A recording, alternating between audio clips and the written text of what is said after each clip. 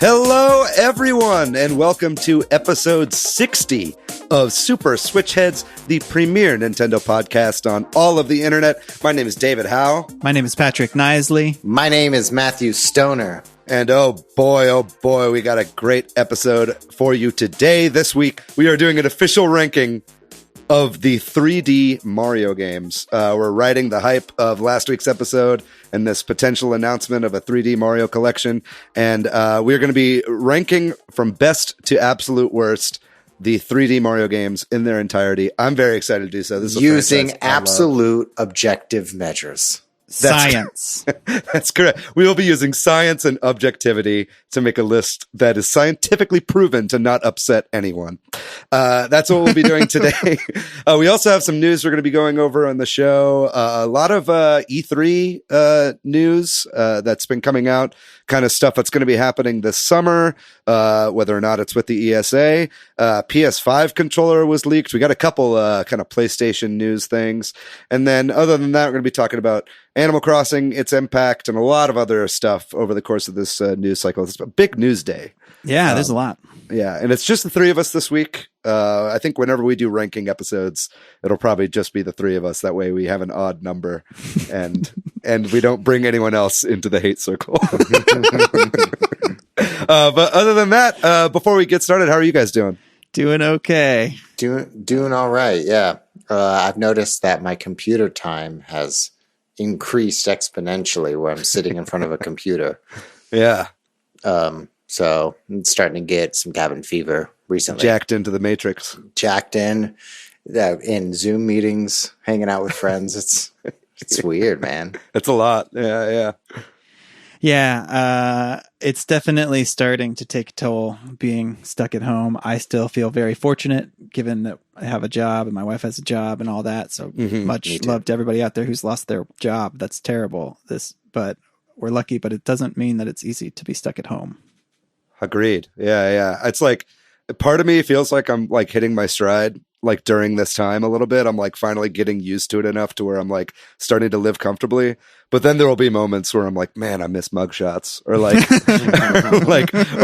or like little things. Like you'll see a picture from a hangout a little while ago and be like, oh shit, that is not even possible right now. Yeah. But we'll come out of it. There'll be a big ass bash where everybody's wearing masks. Do you guys have masks yet? Yeah, I have a mask.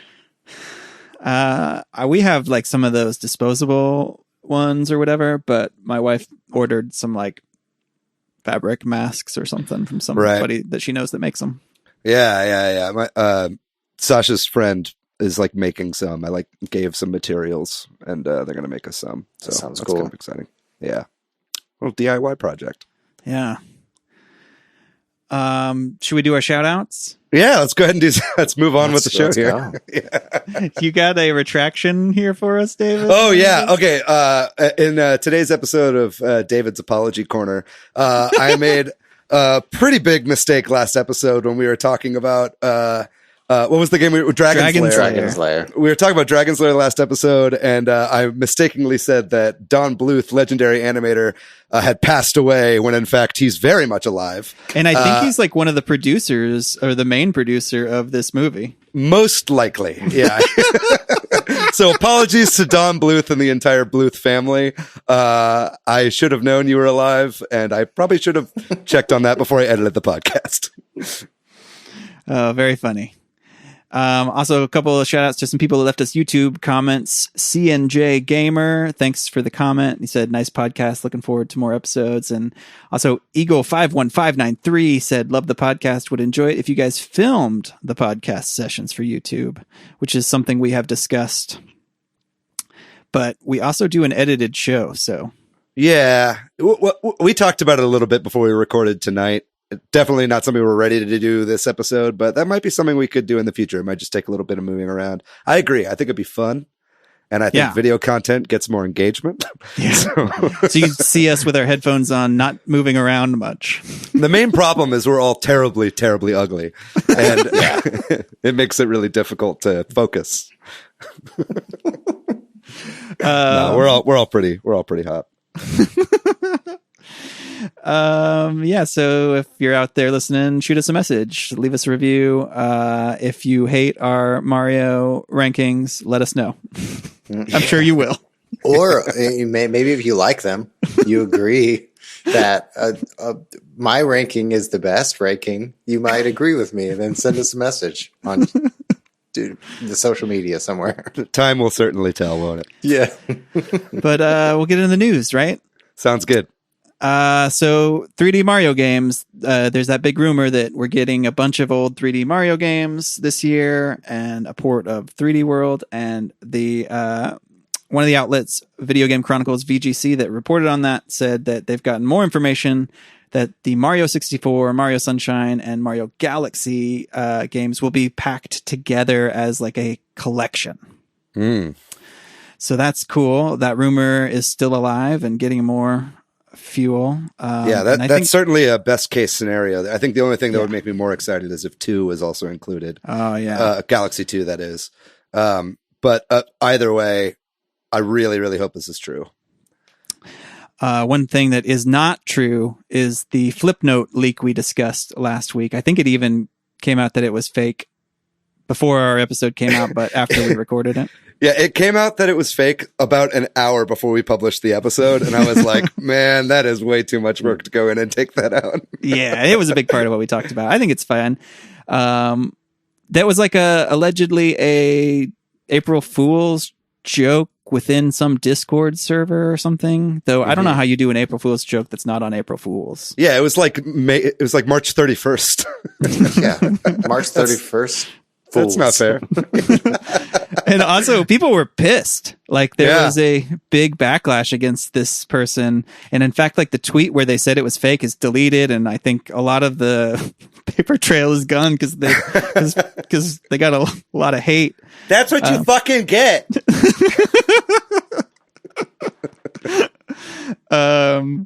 Wow. So I guess this is not the year for April Fools. I think totally. I think we as like a global society all, for the most part, agreed on that. Yeah, that's true. It's kind of unprecedented. Yeah. I'm not a big fan of April Fools in general because I feel like April Fools isn't like about something funny. It's become about mean stuff. You know what I mean? Yeah. And that's not funny to me, but my ultimate goal is to do positive pranks. There you go. Every positive prank I think of eventually turns into a mean prank. Yeah. So that's a bit of a bummer because that would have been cool. Who knows? Maybe they'll still make a Flipnote for the Switch. They definitely should. And then a couple of news items that kind of surround the present day global COVID coronavirus situation. It's video game or games industry .biz. They do a lot of interesting articles. They put out sort of like, we've kind of anecdotally heard that video game sales are doing really good during this time and video game console sales are up, and they put together a lot of the numbers in an article that shows just how true that is in different places and with different things. So we've got a lot of hard numbers there that show that people are buying digital games like crazy and consoles like crazy and stuff like that. So video games are not impacted or are impacted positively by what's going on right now. Sure. And this will only further forward the pattern of just the digital Yeah, this is only furthering the digital revolution that is going to be taking over the industry. Like, you know, it was heading that way anyway. I think by the end of this, we're going to be seeing so many games go straight to digital, or at least go to digital first. Yeah.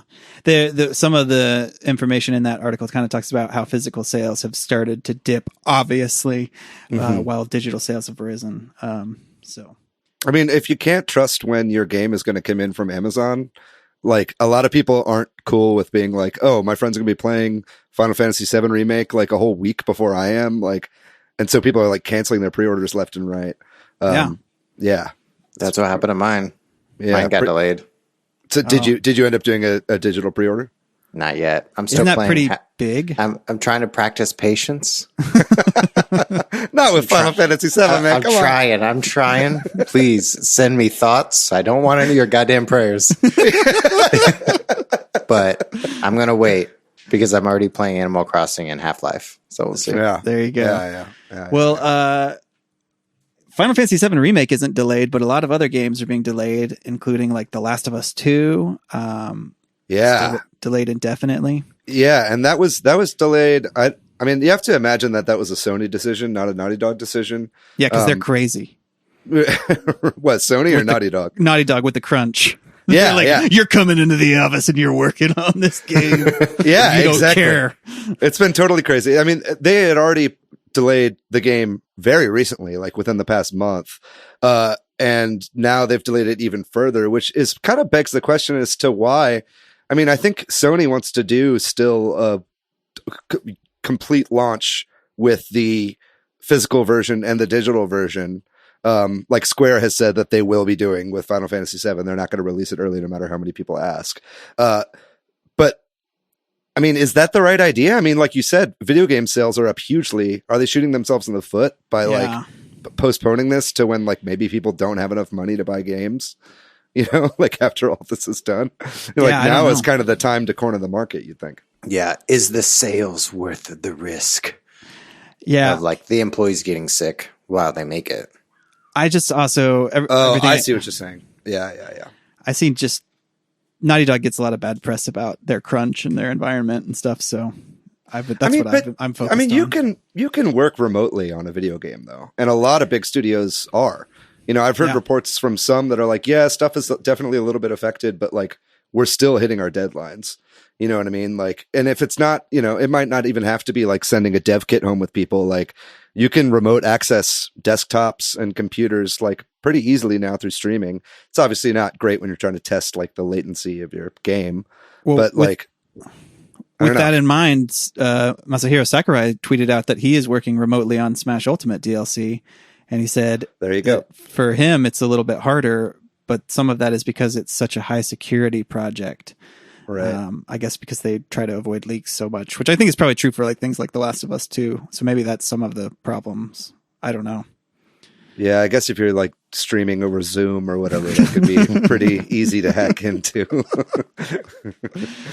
But it'll be interesting to see what happens with video game releases. I heard a really funny remark by somebody, or read it, that, you know, it's a weird world we're living in where every game is being delayed except for Final Fantasy VII Remake. Not my joke, but a good joke. Y'all, can I just take a quick break just to say that I am so goddamn pumped for Final Fantasy VII Remake to come out.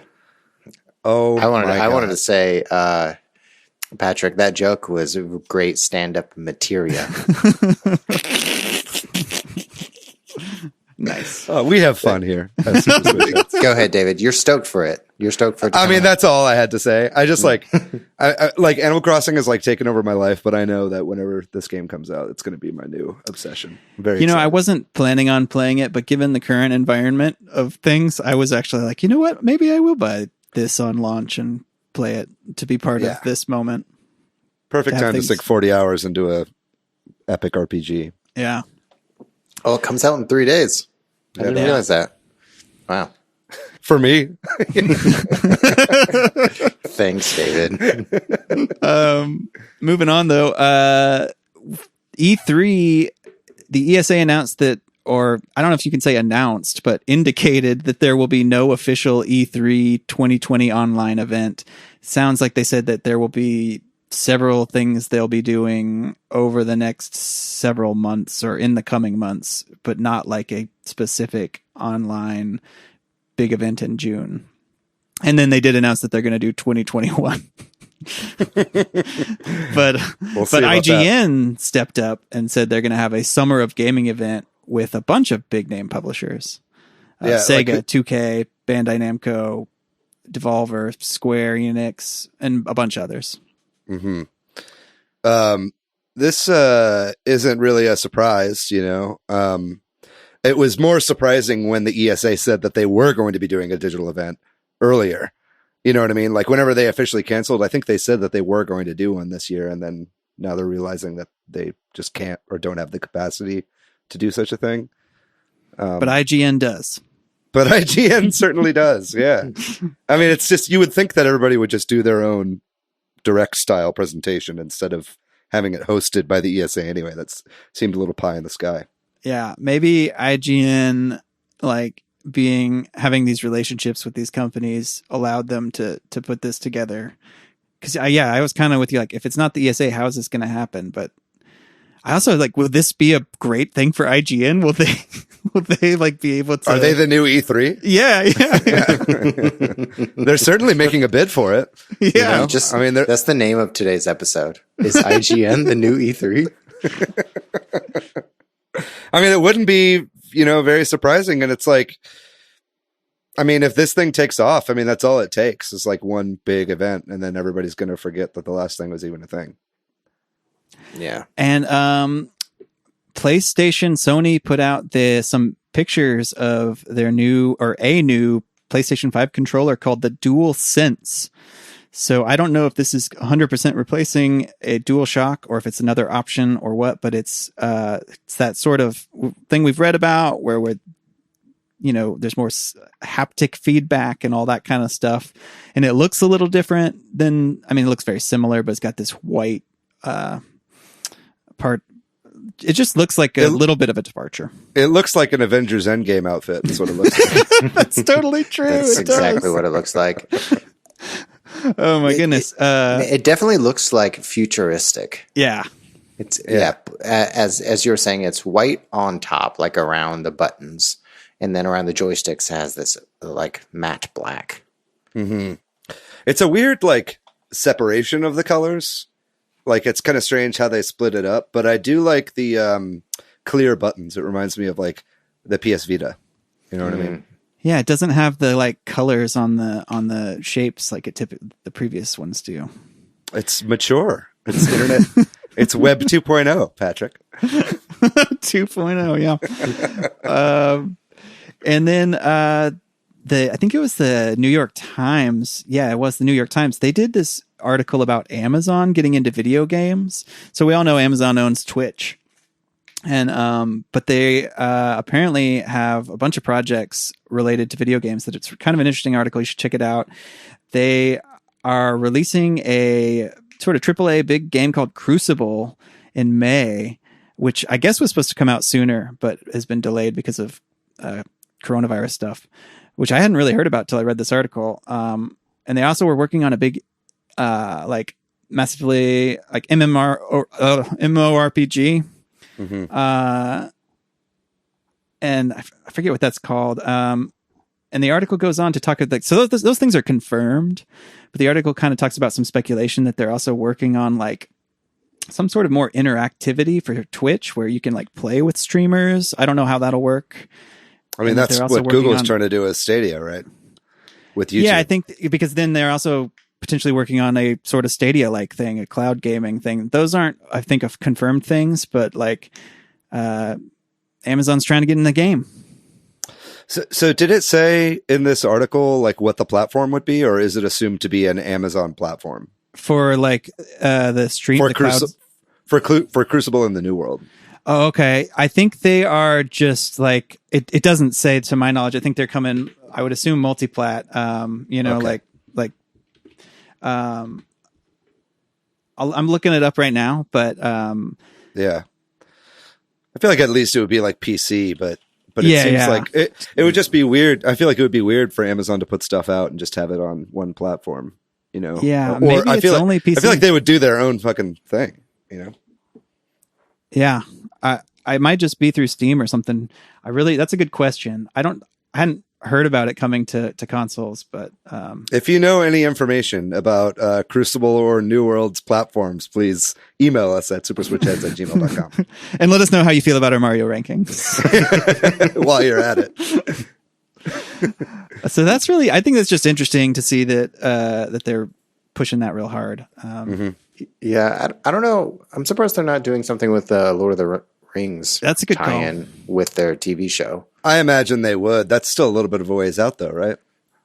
Oh yeah. Yeah, maybe. It's probably they'll probably be working on it now, but I'm not sure if since like Monolith put out the Lord of the Rings games, or like maybe EA owns the video game franchise rights.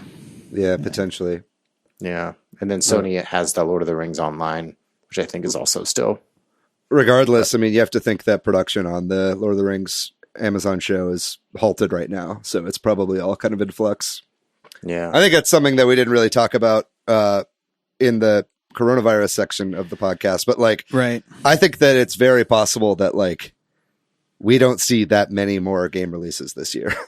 You know what I mean? Like, especially if people start following Naughty Dog, maybe I'll edit this back to that segment, but like, but if Naughty Dog starts pulling out, I think that we're going to start seeing a cascade of a lot of stuff that was like, maybe even Cyberpunk. I hope not, but like, stuff that has been delayed a lot, like being delayed until 2021.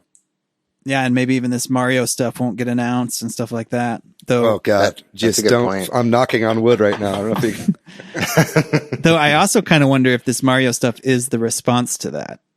Yeah, that's what I assumed, but who knows what Nintendo's thinking. Yeah. Speaking of Nintendo, the Lego Mario sets got another short trailer with one of the designers and a date. They're coming out at the beginning of August, and they are pricey. They are $60 for the starter kit, which it's not a lot of Lego pieces for the starter kit. And they showed off a couple more Lego sets, like Bowser's Castle and a Piranha Plant slider thing. I don't know how else to describe it. But if you want to get this stuff, it's going to add up. But I don't know. It's still not. This kind of screams to me right now that like maybe wait, and these will all be like $20 in, a year. Yeah, that's quite possible. Yeah, I'm getting like some Starlink vibes from this right now. It is a lot of money that for not a lot of product. I get why it's that expensive because it has all this digital stuff, but it's not really what I wanted from a Lego Mario set. So, and then we got a lot to talk about with Animal Crossing. Let's go for it. The sales numbers for the second week in Japan we're talking 10-ish days, I think is what we know about. The second week had like over 700K physical sales, which means that total in Japan and for 10 days, it's somewhere like 2.5 million, a little over that. Mm-hmm. I think 2.8 was what I heard today. Yeah. Just in, Japan, just physical. So that beats a lot of games worldwide. Yeah. You know what I mean? Like, and that's including digital and physical for a lot of games worldwide. You know what I mean? Right. Like, and this is just a little island.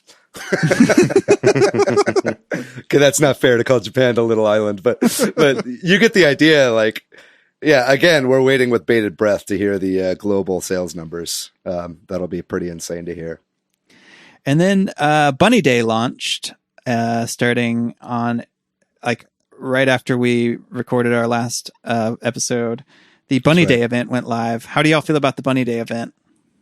You got some thoughts, Matt? I have so many Bunny Day items like out in my plaza that I'm showing off to all of my guests that visit my island. See, I tucked them back in a little alcove in the very back of my island because I don't really like any of them. Yeah, someone was saying like on the Super Switch Heads group that if you put all the Bunny Day items in a room, you're going to get like an S rank. I think that's why my son got S rank on his Happy Home Academy or whatever it's called. Oh my God. We were talking about it on the Discord about what rank you're getting, and then he got his mail and he's got S rank, and I was like, oh, he's not have a great design sense. Yeah, you shared a picture of his place. I was like, oh, it's not very feng shui. Yeah. But the Bunny Day event has gotten a lot of hate online because it kind of takes over the game. And I get why people are upset about it, but I think that people are playing Animal Crossing in a way that it wasn't designed to be played like this intensely, this much. You know what I mean? About like people trying to min-max the game, trying to like enjoy it but get the most out of it in every single minute. Yeah, I think the game was meant to be played a little more casually, like a little bit every day, take your time, but because of the fact of everybody's stuck at home and this has become a big event, as well as the fact that it's just the vocal hardcore gamers, like people are pissed off about this event. Because I will say this, my son, who is 5, loves it. And he's the opposite of all these people who are like, oh, I dig up a thing and it's an egg. He digs up a fossil and he's like, it's not an egg. And he goes fishing. So it's all a matter of outlook, is what you're saying. Yeah, he goes fishing and he's pissed when it's a fish. And he's like, just release it. Just release it. And I'm like, no. That was an our fish. I'm just throwing it back. And I'm like, no, at least sell it. Yeah. Someone posted in the Switchheads group that this game was made to be played in 15 minutes and people are playing it like it's EverQuest. Yeah. You know? And it's like, and it's true. I mean, people really are grinding and it's not the intended way to play, but people really are getting a lot out of it by playing it in that way. And I can see why Bunny Day is pissing them off.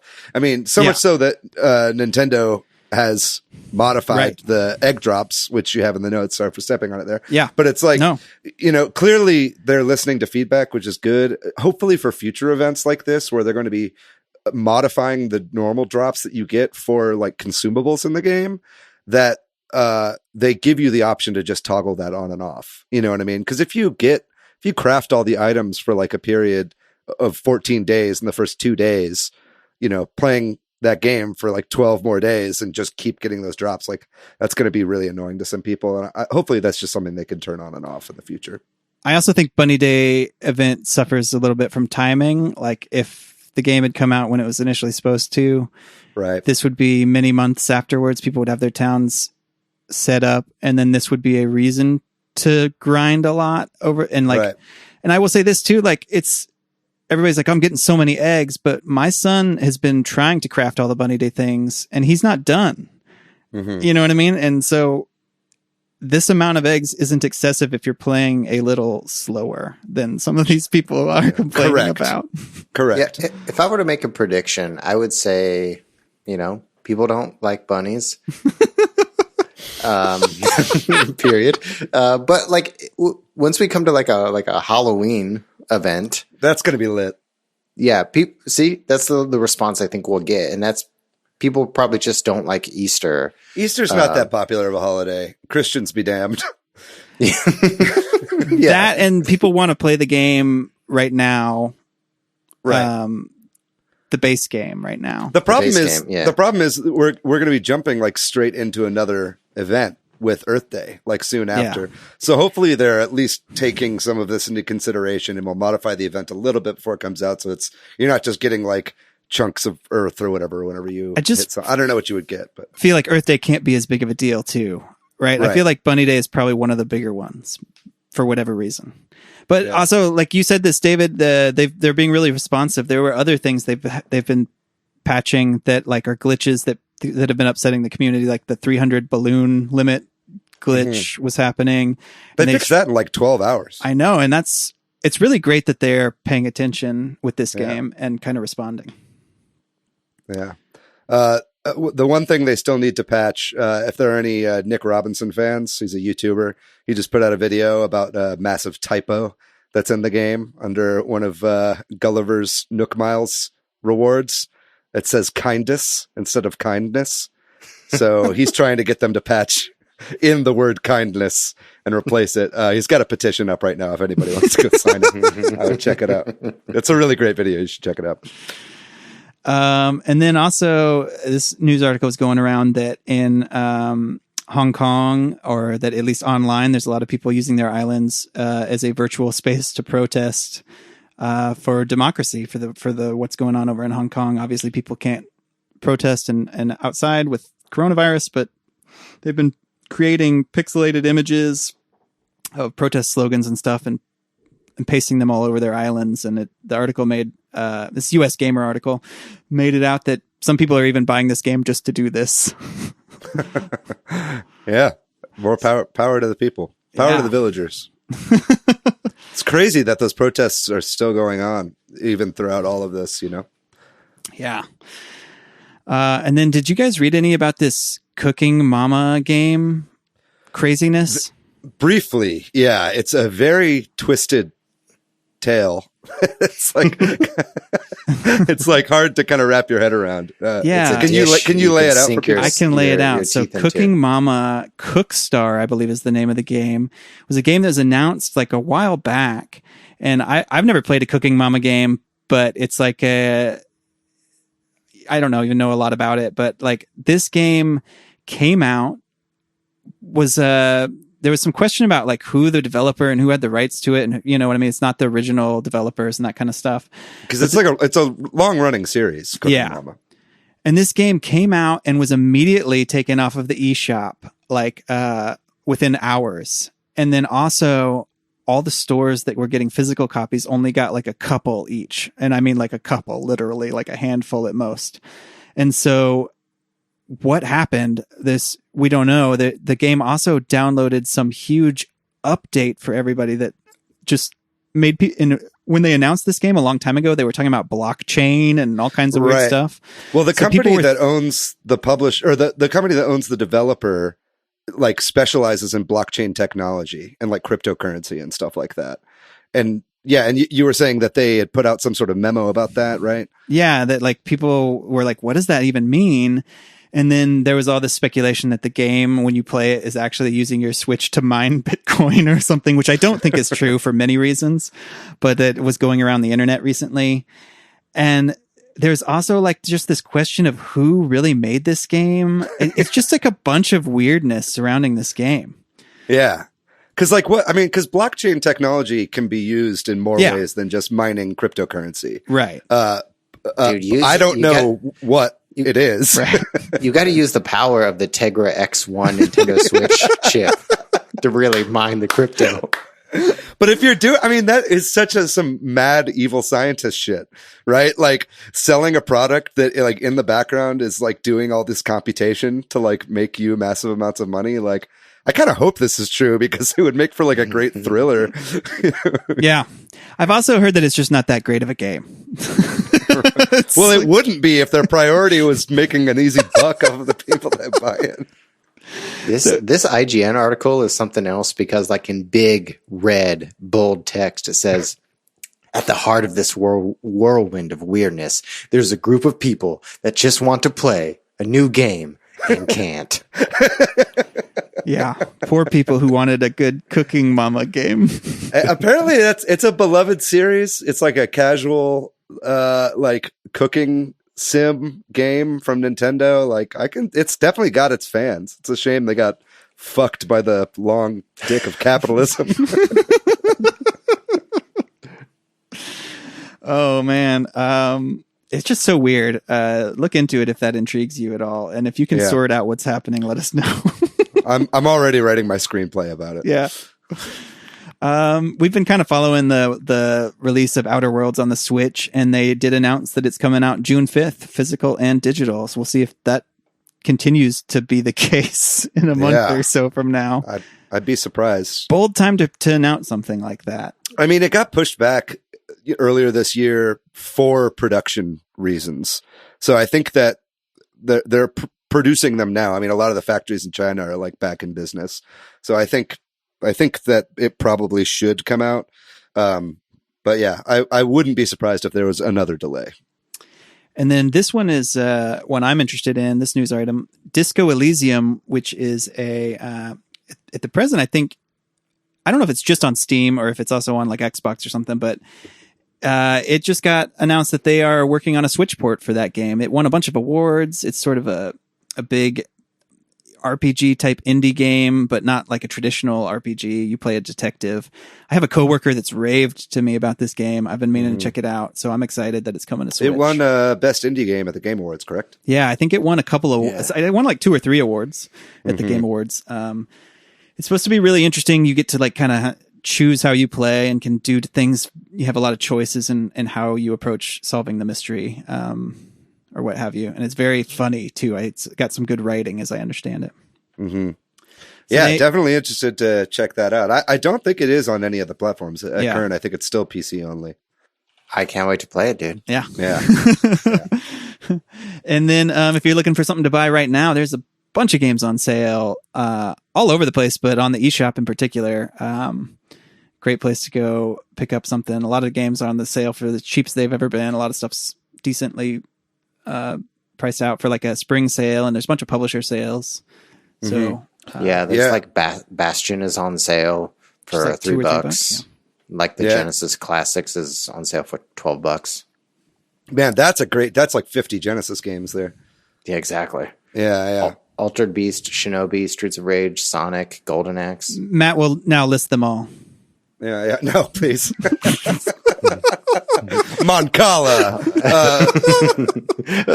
Chinese checkers. Go.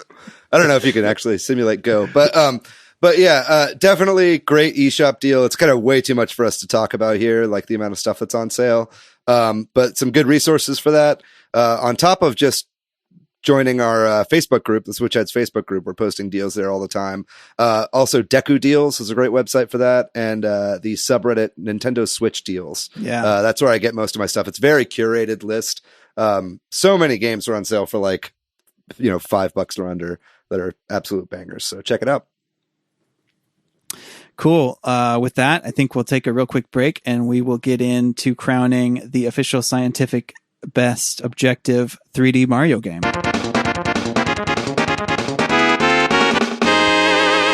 And we're back. And this week, in light of the 3D Mario collection rumors we're hearing about coming for the Switch, we decided to talk about all the 3D Mario games and give them our official objective ranking of which ones are the best and which ones are the worst in order. Just like we did with our consoles that everybody agreed with. Yeah, that was our least controversial episode we've done so far. I guess we were just talking about this. Like, we're not going to include the remake or I don't know if any other games have been remade other than Super Mario 64 that was remade for the DS. Yeah, we're not going to include that. They added co-op and stuff. It is like quite a bit of a different game, which is why like there is an argument to include it. Like they added co-op, they added new levels, they added mini games and new characters, obviously. New characters you can play as. It was like built from the ground up, right? And so it's almost like, I mean, it's not quite, but it's like you could make the argument that it's like similar to like comparing the original Final Fantasy VII to like Final Fantasy VII Remake, where it's not really a remake. It's kind of its own thing. Yeah. But I think for the sake of the list, we're going to leave it off. It's definitely worth playing. It was like kind of a tech demo, you know what I mean? For the DS anyway. So on our list, then we've got Super Mario 64, Super Mario Sunshine. I'm going to stop saying Super Mario, Galaxy, Galaxy 2, 3D Land, 3D World, and Odyssey. Which the first one was back in 1996 when we got Super Mario 64 released, and then it was it 2017 when Odyssey came out. I didn't put that on here. Yeah, that's correct. Yeah, it was it was still in the first year of the Switch. It was in November. Yeah, so we'll be spanning essentially there 20 years of 3D Mario. Yeah, that's pretty crazy. Are you? And I think at some point too, I just want to put it out there, we'll probably also do an episode ranking the 2D Mario games. Yeah. So that includes like all like the NES, Super Nintendo, even Game Boy ones, and the new Super Mario Brothers games. Yep. So at some point we'll be making that list as well, but that'll be in a future episode. We wanted to do the 3D ones now because of the recent leaks and rumors. Yeah. So any thoughts before we get into it? Any feelings about 3D Mario or predictions for what's going to come out on top or the bottom or what have you? I don't want to predict what's going to be on top right now. Otherwise, I might get it right and people can just skip the rest of the episode. but I do think it's a shame that Super Mario 128 is not on this list and was never actually released. Are you guys familiar with the game? Is that the GameCube tech demo? Yeah, it was like a tech demo before the GameCube came out that just showed like a fuck ton of Marios like running around on a surface together. That Miyamoto said was going to be a game. It was originally planned to be a game where there are like a shit ton of Marios. Something we kind of saw a little bit with Super Mario 3D World, where you could kind of like duplicate yourself with the cherry item. But it was going to be a real game. It's a real shame. I always wish that it actually come out. But we are just going to be ranking the games that actually exist. Well, I want to preface this with this, which I know is going to make a lot of people happy, which is that there are a few of these I've never played. I'm so mad. Furious. But I'm still able to objectively rank them. Oh yeah, that's how this podcast works, baby. But we'll start. I guess we'll do it like we did the console rankings. We'll start with the most recent game. We'll talk about it a little bit, and then we'll use that as our baseline going forward. We'll kind of use the middle point. So, Super Mario Odyssey came out 2017 for the Switch. Any thoughts about that game? I love it. Man, I think Super Mario Odyssey is maybe one of the best game experiences that I've had. It's such a fun, joyful game. The music is great. Like Steam Gardens is a banger. Mm-hmm. And like the using Cappy to capture the souls of your enemies and control their bodies to navigate the world is such a fun mechanic. I like that it kind of brings the very nature of existence and and subjective points of view into the equation. Mario Odyssey is definitely incredible. As I'm sure you'll find out very soon, it's not my favorite 3D Mario game, but I do feel like it is a great culmination of the 3D Mario games. And I will say, out of all of the games, I think Odyssey has nailed the just absolute joy of movement more than any of the other ones. And I mean, all of them feel great to just run around in. That's like what makes a Mario game, is you could just have fun jumping around and being a dick. But like, Mario Odyssey just gave you so many options with like the roll that you can do going forward, into a long jump, into throwing your cap, into jumping on it, doing a triple jump, and the backflips, and you just chain all these things together to like reach these really hard out of reach places that like in this game they reward you for reaching. You know what I mean? So the game really encouraged that.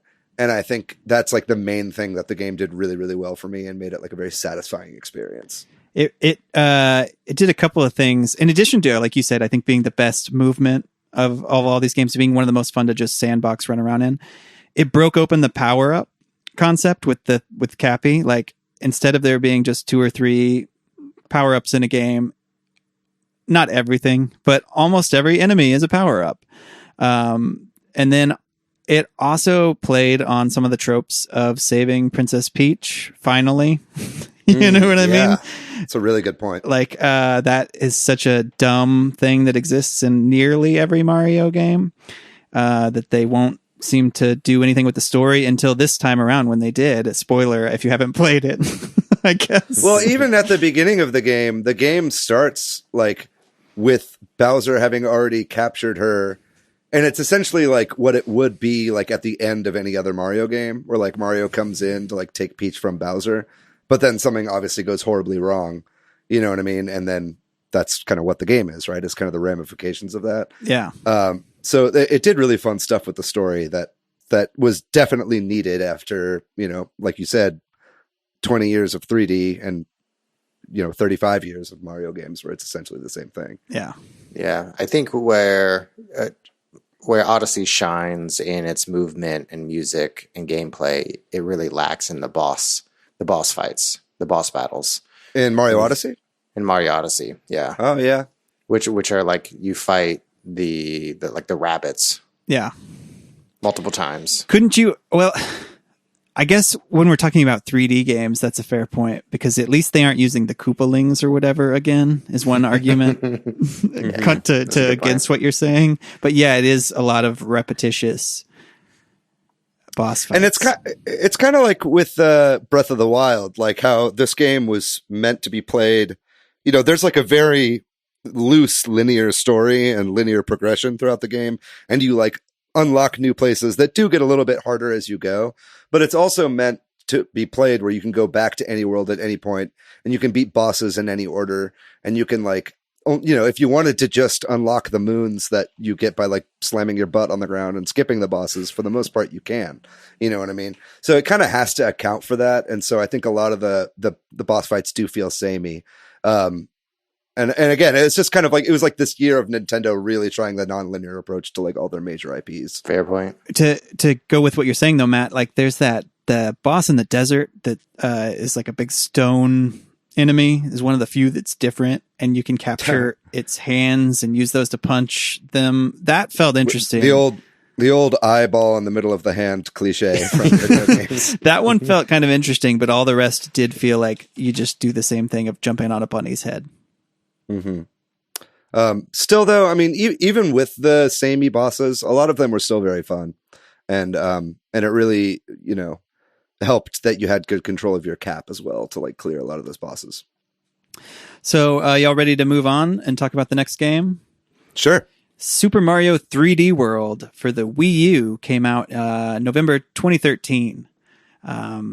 So 4 years before Odyssey, roughly, was our previous 3D game. This is the one I have not played, or one of the ones I have not played. I did not own a Wii U. I've never played it, but Wow. I'm familiar with it. Yeah, I don't think you're alone. Many people probably haven't played 3D World. Because many people haven't played Wii U exclusives that haven't moved over to the Switch. One of the yet, reasons right? I am excited for this to come out, if that rumor is true, which seems likely, Yeah. for the Switch. Just so you can play it for the first time. Yeah, and also, I could be wrong. Correct me as somebody who's played this or more familiar with it, but it seems like multiplayer is a big part of this game, and I think that will be fun for me and my son. For sure. Yeah. Like all of the levels you can play by yourself or with up to 4 people. And Super Mario 3D World is a sequel to Super Mario 3D Land, which was a Nintendo 3DS game, which is going to be the next game that we talk about on our list. So it takes a lot of the same mechanics from that game. Really, it feels less like Super Mario 64 and Super Mario Sunshine and Odyssey, and more like a cross between like a 2D Mario game and a 3D Mario game. Like it doesn't really necessarily have like explicit 2D segments, Right. but the way that the camera is kind of locked Yeah. and the way that the levels are laid out, it's as if you took a 2D Mario game and just extended it into the Z axis, right? Right. And I think when we were first having the discussion about, or not first, but when we were talking about which games to include, I wasn't 100% sure if we were going to include those games for that reason, that they are a little bit of outliers from the rest of these, which, I mean, I guess Galaxy's a little bit different too, in some ways. I mean, all the games are different. Yeah. I mean, Sunshine has Flood, and you've got like, it's got different style of storytelling. I mean, shit, Sunshine has voice acting. We'll get to that in a second. But I like that they were doing something different with this. I don't prefer it to a 64 style exploration based Mario game necessarily, or like or the one where the camera is behind you. But I think they definitely are 3D Mario games and should be included in the list. I think Mario 3D World is one of the few games that I've 100%ed in this list. I went back and like redid it also again on the Wii U, but I didn't get all the way through. I stopped because I knew it would eventually come to the Switch. But yeah, it's a great game with a lot of challenge like later on in the game as well. It doesn't like, it holds your hand through the beginning, but then when you get to the late game and the post game, the game gets insanely difficult. Matt, what's your experience with this game? Yeah, I think some of the power-ups are really clever, especially the double cherries, which makes one Mario, one character, two. So you have to do different puzzles, like collect the purple coins or whatever color they are. Feel free to correct me if I'm wrong. I mean, there are parts where you like can only move elevators if 3 Marios are standing on it, or like 2 Marios have to stand on different platforms at the same time and you're controlling both of them. Yeah. Yeah, and you're controlling maybe 2, and then it ramps up over time. You control like 4 or 6 different Marios one at a time in order to get to that elevator destination. And it has the cat suit, right? Yeah, and it has the cat suit too. Yep. This is, Patrick, just to like go back to your point of multiplayer, this is a great evolution of coming from like new Super Mario Bros, playing a lot of that on the Wii, playing Absolutely. a lot of that multiplayer with my friends and throwing people into lava a lot. This is a great multiplayer game that's just like fun, really easy to pick up, anyone can play, and it's got a really huge focus on just couch co-op Mario. Yeah, and it also had a really nice thing too at the end where it would like tally up the number of points that everybody got, and like one of the people that played would be like announce the winner of that stage, right? So it was like co-op while also having like a little bit of competitiveness that made it really engaging to play with other people. I think that this game did multiplayer better than the new Super Mario Brothers games. Like, I think those games 4-player are so much fun, but they're almost always total chaos, right? And that's kind of why they're fun, right? Like fucking with people. But this like added some much needed structure to that and put it in 3 dimensions. Yeah, so and you're just- not all on top of each other. Yeah. Mm-hmm. Also, the game is like fucking gorgeous. It's got this like kind of top down style that is almost kind of tilt shift looking, and really like was one of the standout games for the Wii U. I think like this and Mario Kart 8 were the best looking games on the Wii U, just because they like really nailed the tone and the style of the game down without pushing the hardware necessarily that far. Well, are we ready to place it in relation to Odyssey then? It's a good question. Is this I was born is ready. Super Mario 3D World better than or worse than Super Mario Odyssey? I would say Super Mario Odyssey is better than Super Mario 3D World. Yeah, I gotta agree with you there. I love them both, but Odyssey has a better game feel ultimately than 3D World. Well, that makes me feel better because I would have said the same thing, but I've never played it. So, Well, I will say though, 3D World has way better multiplayer than Super Mario Odyssey. oh yeah, I can see that. It probably has the best multiplayer on this list. So if we were ranking that, right? Maybe. Yeah, sure. If we're ranking that, let's go ahead and put it at number 1. No, if we're ranking that, then let's put Super Mario 64 DS. If 3D World had New Donk City, then maybe it'd be at the top. If it had Gussie Gardens, Well, we'll see. I mean, apparently in the re-release, they're going to be adding content, so we might see some Pauline action. yeah. I think it's pretty early on in the list. I think it's pretty safe to say it's Odyssey than 3D World. Fair enough. Well, then we come to another game I have not played, Super Mario 3D Land for the 3DS, which came out in November of 2011. Have y'all played this game? Yes, I have. I have played 0 hours of this game. Oh my God. So Okay. David, you are the expert. This falls on me. Okay, so Super Mario 3D Land is potentially the best 3DS game. And there are a bunch of great 3DS games. Oh, wow. I didn't realize it was that good. It's an absolutely fantastic game.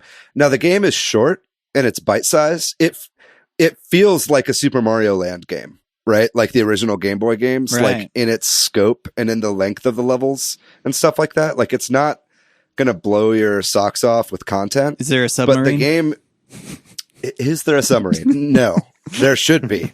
There should be on rails shmup sections in this game, but there are not. But 3D Land is an excellent fucking game. So much so that I might even like it more than 3D World. Really? Yeah, just in that it feels so traditional while breaking a lot of rules, right? Like I said with 3D World, how it feels like a 2D game, but with a Z-axis added. This really feels like that, right? And it was a really great, if not the best 3DS showcase of the 3DS's 3D technology. Oh, okay. Because there were sections where the camera would go above you as you're like going on a big jump, and you can only make certain jumps if you're like really gauging the depth correctly of like where you need to go. So for that reason, it was pretty groundbreaking and really one of the only games on the 3DS to use that feature very well. I'm guessing the answer to this question is no, because it was on the 3DS, but was there multiplayer? I don't believe so. I'm Not pretty to sure the same no. extent as World, at least, then. Definitely not built in. I think that's kind of like what the draw of 3D World was. It was like playing 3D Land, but with a bunch of people at the same time, right? Like I said, it was a more traditional Mario experience while breaking boundaries. It was like, it just had a very definitive start and end. You know what I mean? Like it was very level based. There weren't a lot of branching pathways. You know, it was very similar to Mario Galaxy 2 in its progression and in the way that the levels were laid out. And so, you know, you could just like ram all the way through it and speed run it, or you can go back and be, you know, better about like collecting every single star along the way. You know, I think ultimately I've played 3D World more and I've gone back to that game more than I've gone back to 3D Land. But talking about this right now really makes me want to whip out my 3DS and play this game again, because it just like feels so good to play and the level design is just spectacular. Well, David, if you had to rank it compared to 3D World, what would you do? David, it's up to you, man. Welcome to Super Dave Heads, where I've played every game in existence. That's not too far off. At least a little bit of every game. Yeah. I mean, I guess 3D World is better than 3D Land. I think it just has more to offer. You know what I mean? It has more variety in the levels. The graphics are a lot better, and the added multiplayer elements really make it a more complete package. It really feels like what a good sequel should be, right? It feels like the Donkey Kong Country 2 to Donkey Kong Country, right? And so for that, I would have to say that World is better than Land. And so, yeah, I think the list would still stand Odyssey, World, Land. All right. Well, that's our current It's been list. my honor to be the sole representative for this game, by the way. You guys should play this game. Do you guys have 3DSs? I do not. No. That's part of the What reason the I've never fuck? played it. We host a Nintendo podcast.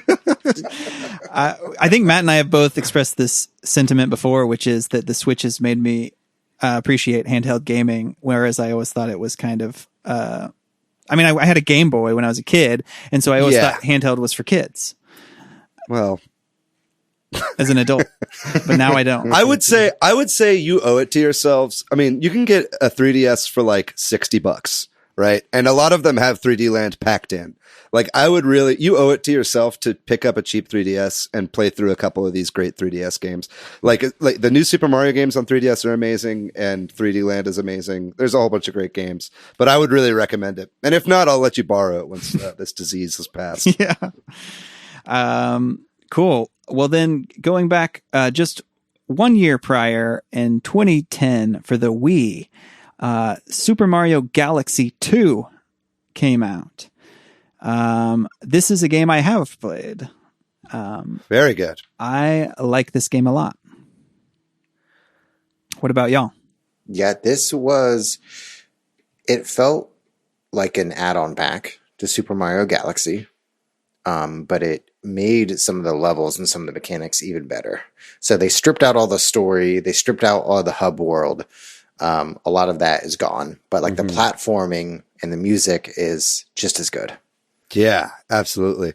I think the platforming is even better in this game than it was in Galaxy. I think Galaxy 1 was a showcase of this new kind of physics for a 3D Mario game, and it added this whole new concept of gravity and being able to jump between planets and all this kind of stuff. And I think this game took that concept, really refined it, and then cracked it open, right? And like really did a lot more with the concept. Also, the addition of Yoshi in this game, I think, worked flawlessly. And the kind of like method of like using the Wii stick to like point at things that Yoshi would grab onto worked really, really, really well. And I love this game so much. I personally prefer the linear level progression of this game to the open world kind of hub-based progression of the first Galaxy game. And I think the level design is just a lot tighter in this game than it was in the first one. Yeah, and it was kind of jarring the first time I played Galaxy because like the 64 era of games and the first couple years of the GameCube and consoles in that era had like 3D worlds always had hubs, like a hub world. So, you know, any 3D. The first game that came to mind was Gex, Enter the Gecko. Oh, dude, I was just thinking about Gex the other day. Classic great 3D game Gex. Great quips. Yeah, great quips. But like Super Mario 64 obviously had the castle. And so it was jarring. I really enjoyed hub worlds. It really allows me to immerse myself in the environment. But it's definitely it's a waste of time if I'm just trying to get into a level. Potentially. And Galaxy 2 has like a little mini hub world, right? It's like the floating Mario head. Yeah. Planet or whatever it is. Yeah. Planet Mario or Planet Ship, Jefferson spaceship. Which I loved. It was like so small and compact, but every single like square foot of the like hub world that you were on like had something to explore and something to do. And they would add stuff to it as it went along too. Yeah, exactly. It was just Mario's face, right? His head. Yeah, it was Mario's big green head, like with plants growing out of it, like flying through the galaxy.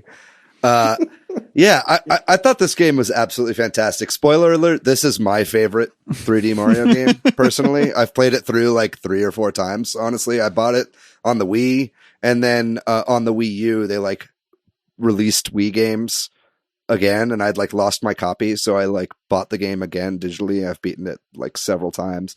And again, I think I said this in a previous episode, but I've gone back and played this game because you can go back and play it straight through, or you can go back and play it for the green stars after you unlock all the regular stars, which is like a really fun, like hide and go seek kind of, not like Mario Odyssey's hide and go seek thing, but they would hide green stars, and it really encouraged you to like explore the levels and find every single nook and cranny. Is Super Mario Galaxy 2 a better game than Super Mario 3D World? Or 3D Land? Well, we're starting in the middle of the list. Oh, we start in the middle. That's right. That's what we do. Yes, absolutely. I agree. Matt? I agree. Is Super Mario Galaxy 2 better than Super Mario Odyssey? Okay. Well, you guys know where I stand. You already said it is. Yeah. So what do you guys think about this one? I think I'll accept it either way. Yeah, I think no. I also think no. Oh, I don't accept this. Mostly because, I mean, I will say this over and over, that Steam Gardens is a fucking good song. Dude, Mario Galaxy games have like the best music of all time. Yo, I'm not going to edit this podcast, but I want you to put Steam Gardens in here right now. I'm not to convince everyone. If you're listening to this podcast right now, pull up a second device and play Steam Gardens in the background Steam Gardens while fucking Matt tight. Makes this decision. I think Super Mario Odyssey is just a good game. Not just like a good Mario game, but like a really good platforming video game. It's a love letter to the series. Especially when compared to Mario Galaxy 2, like New Donk City and the nice Easter egg Donkey Kong level at New Donk City was like one of the best surprises that was totally unexpected in a video game. And because of those memories and nostalgia, I'm going to rank Odyssey over Galaxy 2. Yeah, I thoroughly enjoyed Odyssey. It's definitely one of my favorite Mario games. David hates us right now. I don't hate you guys. I'm just trying to formulate my counter arguments before we move on. I don't think I've beaten any of these games on this list more than once, except for Odyssey, which is, if you're a long-time listener to the podcast, you might know why. But I've come back to some of these games and messed around in them, but I might want to beat Odyssey again. I really enjoyed it, and I've never 100%ed any of these games, but I've come closest with Odyssey, which is a major feat. Like 900 moons. It's nuts. And there's a couple I don't think I'll ever be able to get. Like, despite what people say, I could never do that 100 jump rope challenge. But we've already moved on from Odyssey. I shouldn't bring up more stuff about it. But that's why I'm having a hard time putting. This is a hard pick. I think this is one of the tougher ones. Okay, so before we nail in the list, I'd like to make 2 counter arguments here. Okay. One thing that I think that one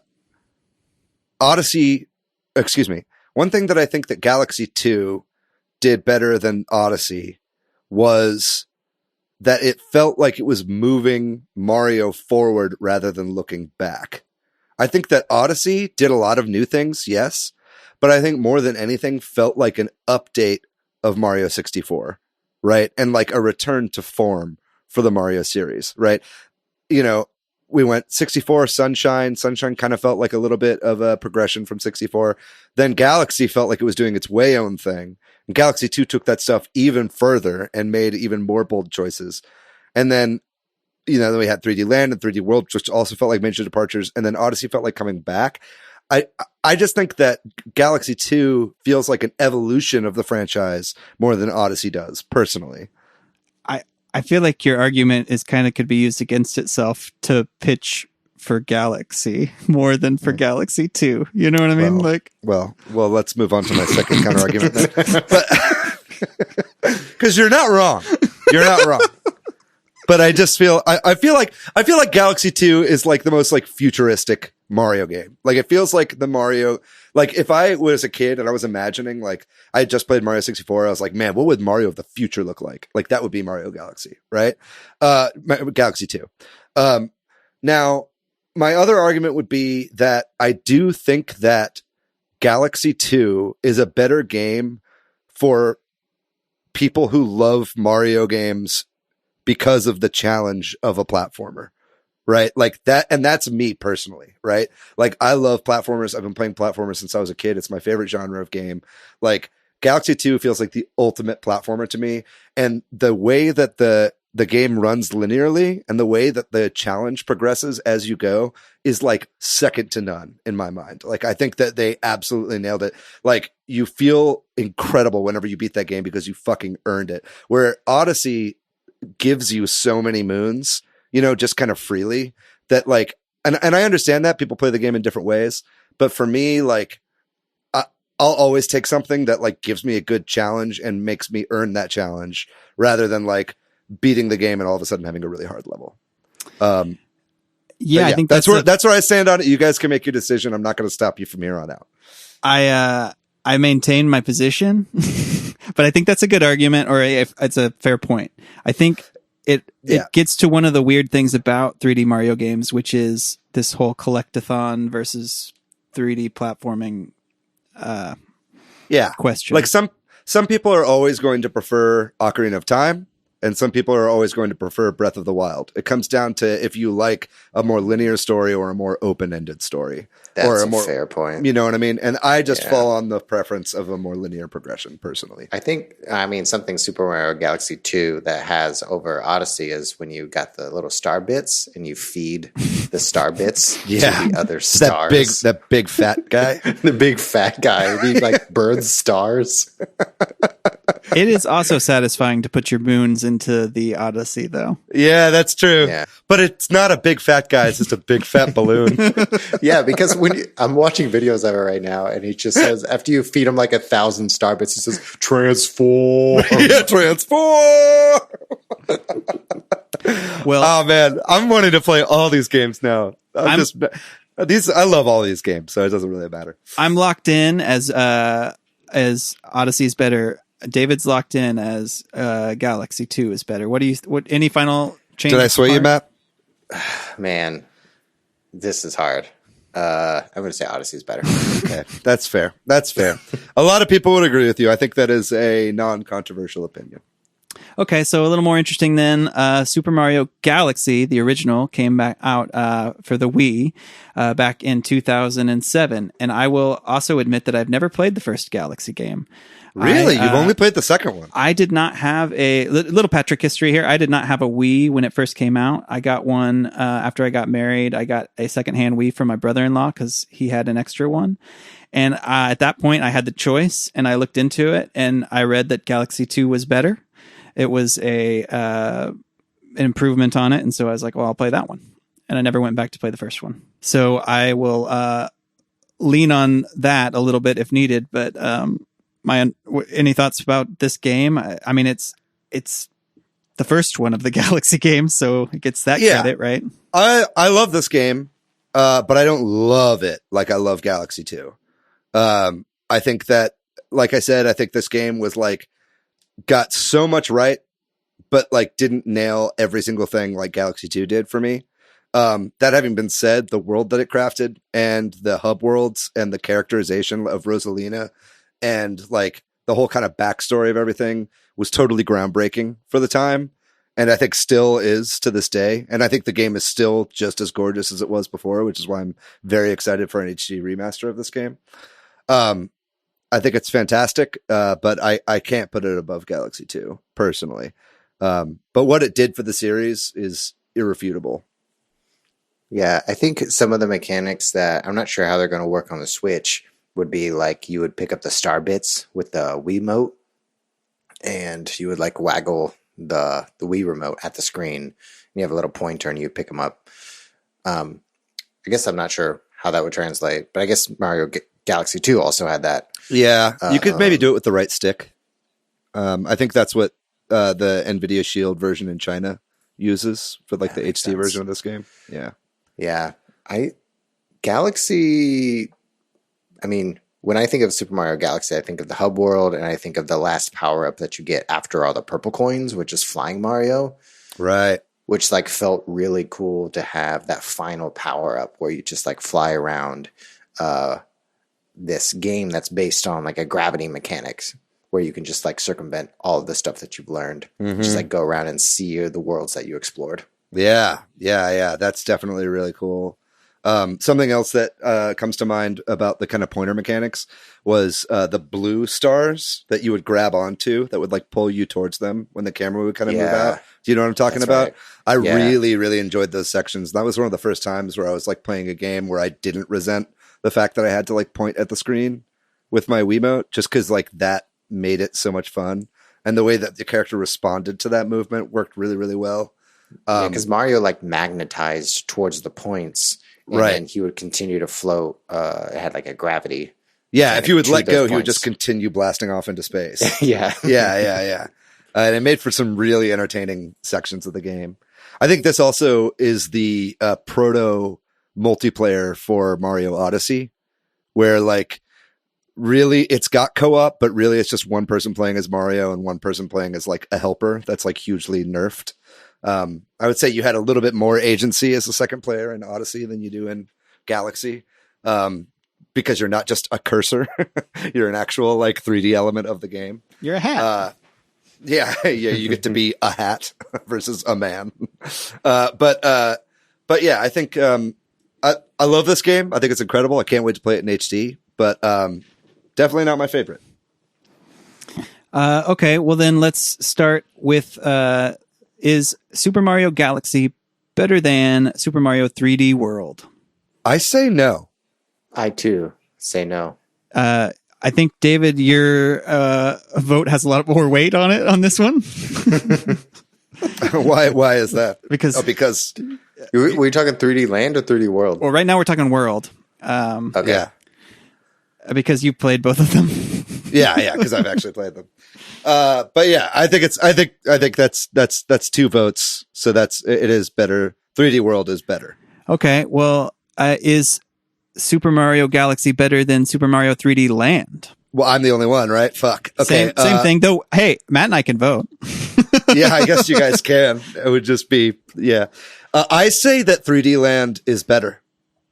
And I say that based on level design and the tightness of the platforming in 3D Land. Now, Galaxy is amazing. Don't get me wrong. I love flying around planets. I love the gravity mechanic, but I just also love 3D Land. And think that, again, I'm more of a linear progression guy. So I prefer that style of Mario game. So I'm going to go 3D Land over this one, but you guys can feel free to vote against me. I'm going to just take you at your word. And if I get a vote, it would be just concur with you because you played it. So wow. We agree. It's moving on up. Wow. So, unfortunately for people who love Super Mario Galaxy, it is objectively currently the worst so far the worst 3D Mario game. Which is insane because that game's essentially a masterpiece. Yeah. It's tough to put any of these games as the worst, I feel like. Yeah. I forgot to say that Super Mario Galaxy also gave us Gusty Gardens. Yeah. I said that, Like that. when I meant Steam Gardens earlier. Yeah. I see. Yeah. Yeah, like Gusty Gardens is like such a good song. That's no Steam Gardens, that's for fucking sure. Yeah, the soaring song. And it was the first Mario game to have a fully orchestrated soundtrack, which is pretty incredible. Fuck, maybe it is better than 3D Land. Is it too late? No, I think we're still discussing the placement. This is your last chance, though. Man, I hate to go back on myself, but now I think Gusty Gardens might have just did it for me. Gusty Gardens put it over the top. All right, yeah, it's better than 3D Land. Okay, never mind. So, to all those people who were upset just a minute ago, you got a tiny. Welcome to Super Bipolar Heads. But we should move on before we change our mind about anything else. And go to the next game on the list, which is Super Mario Sunshine. Came out for the GameCube in 2002. I never owned a GameCube. I may have run around a little bit in this game, but I never played it significantly either. So I am shooting. Blanks. Yeah, blanks. That's what you say in this situation, right? There's a lot of games here that I haven't played. You're shooting the water from the flood pack. Shooting blanks with my flood. So let me say something about Super Mario Sunshine before we get too far into this, into ranking everything. Super Mario Sunshine, to most people, I think would be seen as the worst 3D Mario game. Like, it's got a lot of haters, right? I am not one of those people that's a hater of this game. I think that this game is really great. That having been said, I do want to give them a little bit of credence and say that Super Mario Sunshine is not a finished game. I think that they rushed Sunshine to market. There was many worlds that were cut from this game that were planned that they didn't get to in time. The game was originally shown off at 60 frames per second and ended up being 30 frames per second. Had a lot of camera bugs and issues and stuff like that that is not normally in a Nintendo game. There's usually a lot more polish. So I just want to put that out there. That having been said, man, feels really good to run around in this game, right? Hey, do you guys remember when Garth Brooks was Chris Gaines? I do. What I'm saying is Super Mario Sunshine is Chris Gaines. That's a Super Switch Heads throwback right there. I'm going to use that metaphor for everything that's not as good as the original. Your point about all those, rushed things makes me wonder if they'll clean any of that up in a remaster that we get for Switch, if that's true. Yeah, that was kind of my point in saying that, is that like I might rate this lower right now, but I think the game at its core is really good. And I think that my rating could go up if this HD remaster like actually makes a bunch of fixes. What are your thoughts on this game, Matt? Like I said, I'm kind of familiar with it, but I haven't played it much, so I don't have a lot of thoughts.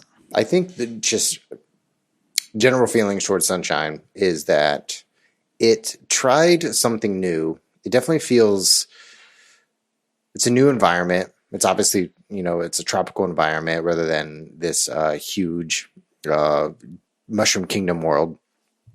But it definitely felt like a departure from some of the mechanics that we're used to. I mean, the flood mechanic is the biggest difference. Right. Is like the first couple levels you're using you're power washing the ground.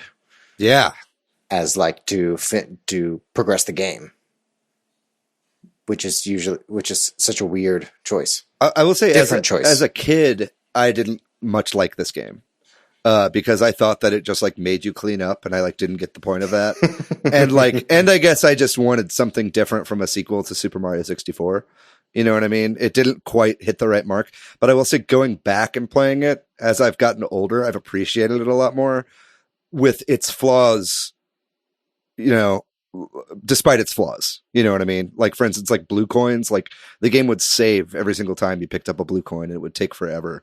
You know what I mean? And it just didn't really reward you with anything when you got them all. And there's like little quality of life things that are like way fucked up in this game.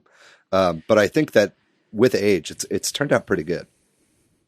Some of this should be saved for discussing Mario 64, but there were so many imitators to Mario 64. It kind of opened up this collectathon 3D platforming.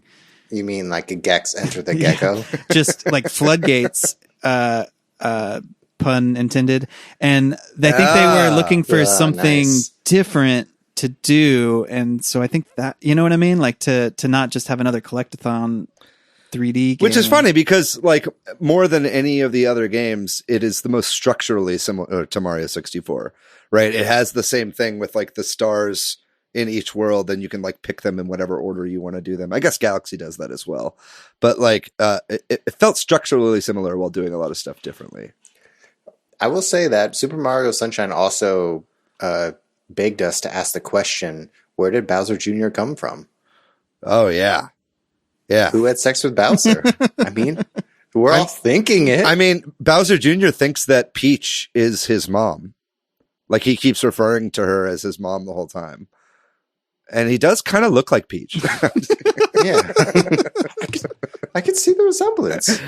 This game, we mentioned it earlier, does have voice acting, which is really off-putting. and really bad, like truly, truly bad. Like there are cutscenes in this game that the cutscenes are kind of fun. Like when he goes to like court at the beginning of the game, like that's kind of fun, but like the voice acting is really strange. And you can tell that Nintendo was like, okay, we're never doing that again.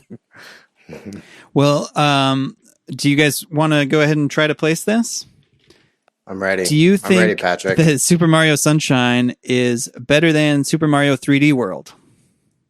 David. No.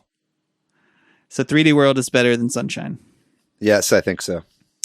Matt, having never played 3D World, do you think? No, I've played 3D Oh, World. you I played never 3D World. That's right. It was Land. So, Matt, Yeah. what do you think? No, final answer. No final answer. Well, that makes it pretty solidly under 3D World then. Right. Which would be my impression too, based on everything I've heard. But now we get to Galaxy. Is Super Mario Sunshine better than Super Mario Galaxy? Matt, you go first on this one. Oh boy. No. Yeah, I have to also agree. I think that Galaxy is a better game than Sunshine. And I think a lot of that probably has to do with functionality and the way that the game plays. They're all starting to kind of blur together. But I would say that Galaxy has 100 times the polish that Sunshine has. And for that reason alone, I would put Galaxy above it. All right. Well, then final question. Is Super Mario Sunshine better than Super Mario 3D Land? I think 3D Land, man, I am a Sunshine apologist, but I would say that 3D Land is better than Sunshine. Oh, wow. Yeah, I think it's a tighter, better, and more polished experience. And I think that platforming is better. Not to say that Sunshine doesn't have great platforming. I think that that game plays remarkably well and feels really good to control Mario. But yeah, I gotta put 3D Land above Sunshine. Are you okay with that, Matt? All right. Thumbs up. He's giving us gave the the thumbs thumbs up. For the video podcast. Yeah. So if you love Sunshine, you hate this list. I think this will be less controversial of an episode than our. Yeah, I think so, too. I'll be interested Yeah, to see. Yeah. Well, we've got one more to rank, and it's the OG, the original 3D Mario game, Super Mario 64 for the Nintendo 64. Hotel Mario. Oh, yes. Came out 1996. It was the launch game for the 64, right? Mm-hmm. Yep. Um, You know it. That and Cruisin' USA. Yeah, I got the Cruisin' USA bundle when I was a kid. I didn't get 64 until a little bit later. Yep, me too. I got Really? that bundle. wow. Yeah. It was technically my brother's. He was a big racing guy. Okay. Well, I got the Mario 64 bundle, and I remember being so blown away by it as a kid that I forced my dad to play it. And my dad has never touched a video game before or since. And he ran around a little bit as Mario was like, "That's neat," and then gave it back to me. He's like, I'm glad we didn't go with Cruisin' USA.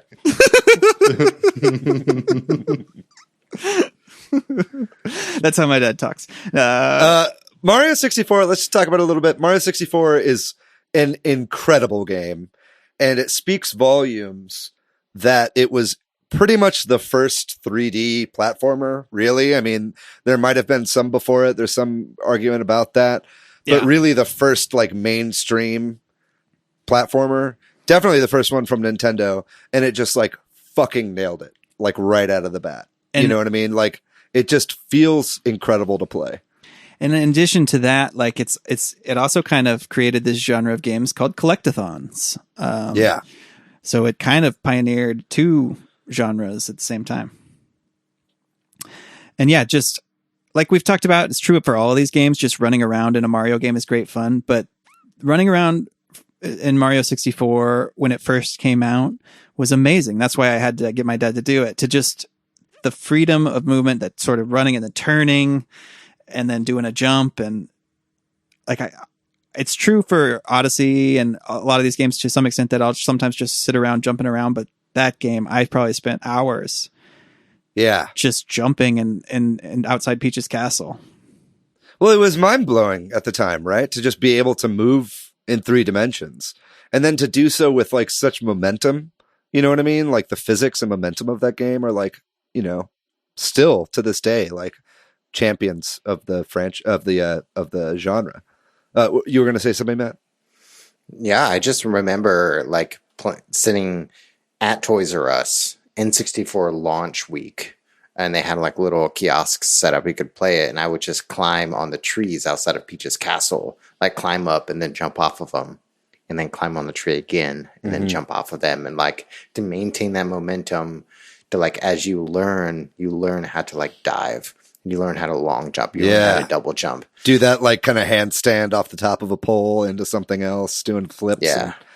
And Mario, this was like, you know, also so much like we were crapping on voice acting earlier, but that's like when they're actually saying lines. Like this was like Charles Martinet like really giving voice to Mario for like the first time, really.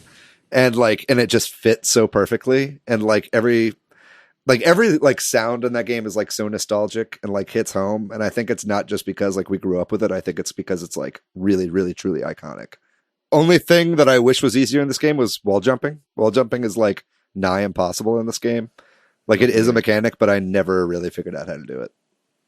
Yeah. And it's so crazy that this game is good, despite having sometimes really weird camera controls with the N64 controller, like the C buttons.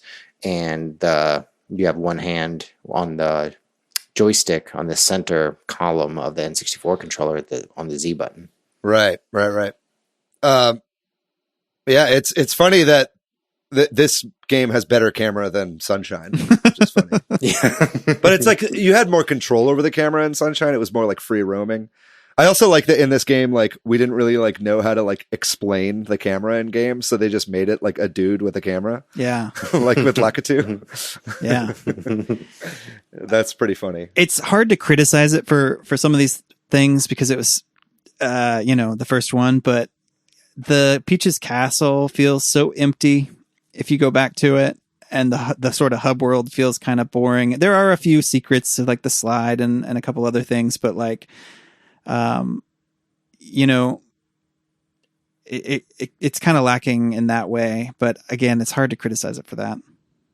Sure. And I mean, those are all things that were addressed in the DS remake, and which is something that I would be interested to see if they're going to attempt with this Mario collection that's coming out. Yeah. Because I think personally that you could make this game widescreen, add some better textures, increase some of the polygons, and call it a day. I think this game works really, really well as its own. I think it's got some issues, but I think the game that I think would need a bigger overhaul would be Sunshine, personally. I think just because of quality of life reasons alone. But it's like, yeah, I'm constantly blown away by like how good this game feels to play. Like this game feels just as natural to play as like Super Mario World. You know what I mean? And they added a whole dimension to it and like added all this freedom. So yeah, I think this game is such an achievement to this day. Well, should we go ahead and rank it then? I mean, there's so much more we could say. Only thing that I wanted to mention was the game gave us Dire Dire Docks. Yeah. Which is like such a incredible song. And if I'm comparing Dire Dire Docks to Gusty Gardens and Steam Gardens, Dire Dire Docks is, I should say Dire Docks. It's such a great callback to like 16-bit SNES Mario. Yeah. It feels like an evolution of a lot of that stuff. Yeah. Well, let's start with Galaxy then. We sort of near the middle of our list. It's at the bottom of the middle. Is Super Mario 64 better than Super Mario Galaxy? Ooh, this is going to get us some hate. Yeah, this one's tough. They're both such good games. Patrick, you go first. You've been making us go first this whole time. Part of that is because I haven't played some of these, but oh wait, yeah, never mind. But I would say it is based on my understanding of Galaxy, and just it's hard for me to not want to put 64 up high because it's such a great game. I think that ultimately 64 is probably a better game than Galaxy. I think that I think that Galaxy improved on so many elements of 64 in almost every single way. But I think as a package and as a unit of levels and as a game, I do think that 64 is better. Yeah, I agree. Just like some of the levels of Mario 64 is just a master class in platforming and level design. Like the clock level comes to mind. Dire Dire Docks is what I mentioned before. In that very first Mario level, Mario 64 level, where you're like introduced to kind of the Z-axis, where you can like go up really high in the level, was such a really cool design choice. Yeah, it really played with verticality really, really well. Exactly, yeah. So I'll also say 64. Well, then next up is Super Mario 64 better than Super Mario 3D World. Again, not having played 3D World, but familiar with it. I'm going to say it's better than 3D World. Yeah, I got to say it's better than 3D World too. I think this comes down to taste and the kind of style of game that you want. But I think that Super Mario 64 is definitely better than 3D World. What about you, Matt? I agree. Well, that's easy. Here, Mike. We're watching this thing rocket up to the top, baby. Let's do this. Might get a little tougher here. What about Galaxy 2? Is Super Mario 64 better than Super Mario Galaxy 2? I think that Galaxy 2 is better. For the main reason that you find Yoshi in Galaxy 2 and you can actually ride Yoshi in Galaxy 2. In Super Mario 64, you find Yoshi on top of a castle and he's just like, good job. And then he like has a typo and then that's it. Yeah, after a lot of hard work. Yeah. I think that Galaxy 2 did everything better than Super Mario 64 while also maintaining the structure that it needed to be a better game overall. This is a tough one for me. Matt, you have an opinion? Sure. Yeah.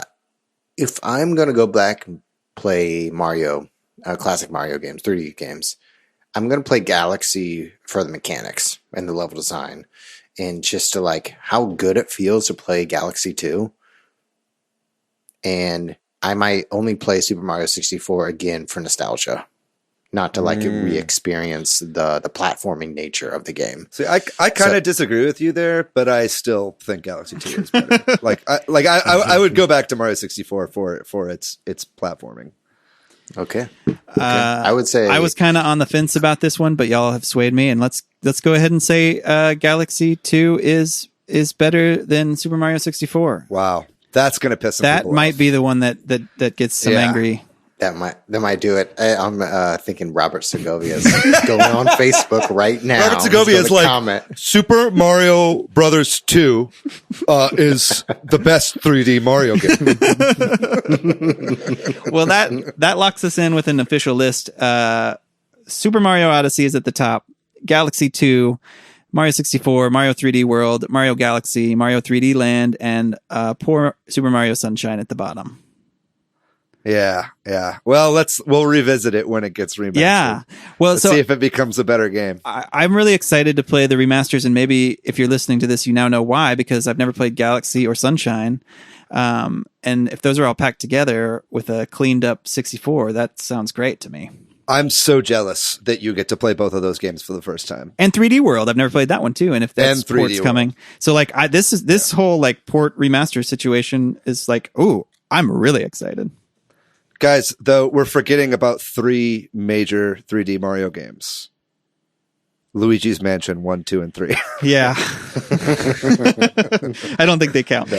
No, those next week's episode is going to be ranking the 3D Luigi games. No, I'm actually okay with that.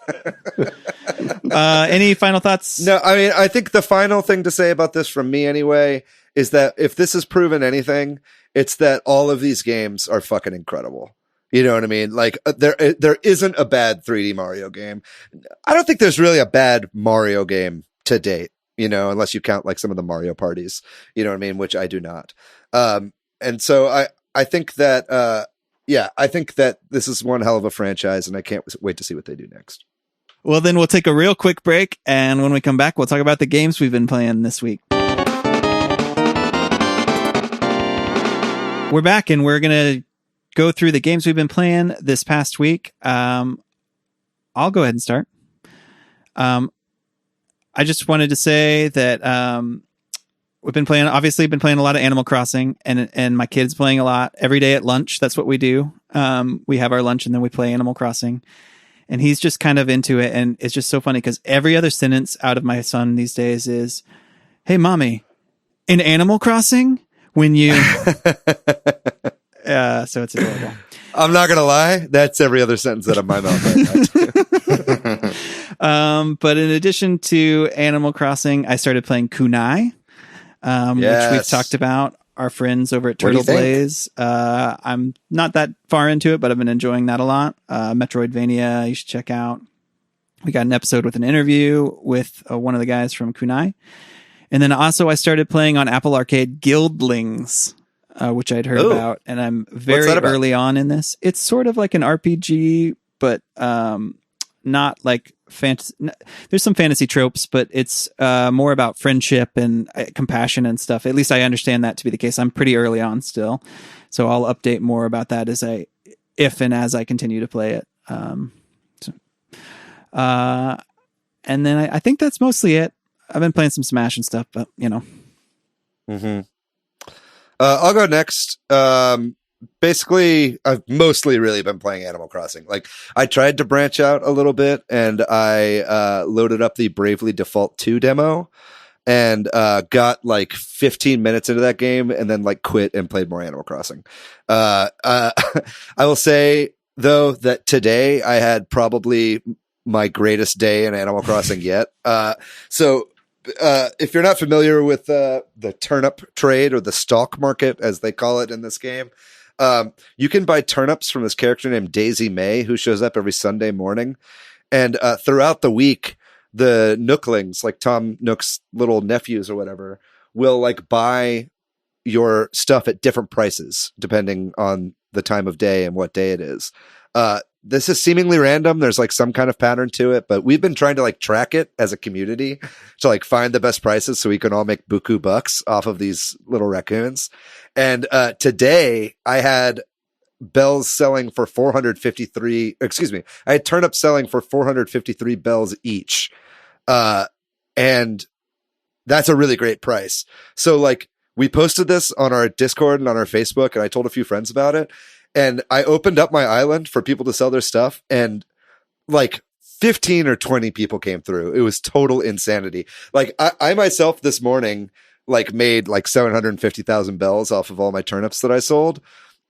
But then throughout the course of this, like 15 different people came in, all making upwards of like, 500,000 bells. Some people making as much as like $2 million. And like, so they all left me like tips and shit, like on my island. And I made more through the tips and gifts that people would leave me than I made through selling all my turnips. And it was an absolute blast. It was total chaos. People were showing up and leaving constantly. But I got to like show off my stuff to a bunch of people. A few of my coworkers, made it in. Some people from our Discord made it in. It was a blast. I want to thank you guys all for visiting Cincinnati. That was a really excellent time for me. And I can't wait to do this all over again whenever somebody else has the high priced turnips for the season. So yeah, I'm definitely enjoying the game. David, your island, Cincinnati, as an former Ohio resident, I feel like you could say this. It's just like the real Cincinnati. Yeah, that's what I'm going for. I too have been playing nothing but Animal Crossing, and it's been, I had some coworkers asking me what it's like. Some primarily playing like FPS and MMOs. And I tried to explain that it's just such a very zen game, very cozy. And I've been putting many hours into that, and it's nice to like just to play for a little bit and put it down. Mm-hmm. And did I talk about Half-Life Alyx? I don't remember. I don't think you did. I think you maybe said for a little bit that you like would play it for fractions of a time and then get sick. Okay. Yeah. That's still true. Yeah. Yeah. But honestly, like Half-Life Alyx is, if you're a gamer out there listening right now, even David and Patrick, you guys have to play it. It's like a brand new experience. It takes all the things that I love about Half-Life in the world and VR games and like some of the immersive experiences like Meow Wolf and Santa Fe, or any of those things where you can like pick up anything and touch anything because there's like hidden items behind cardboard boxes. And there's a video that someone made where they created a Rube Goldberg machine based on the physics in Half-Life Alyx, and the presentation and the lighting is great, and it feels like a theme park ride from beginning to end. Would you say it's the de facto virtual reality game right now? Oh yeah. Yeah. I am trying to space out the time, not only because I get sick, but because it'll be really hard to play any other VR game after Half-Life Alyx. Fair enough. Yeah, man. I'm itching to play it, man. I need to get some sort of setup to where I can really sink some time into it, because I love the Half-Life series, man. and I've always wanted that like killer app. So I can't wait to try this game out.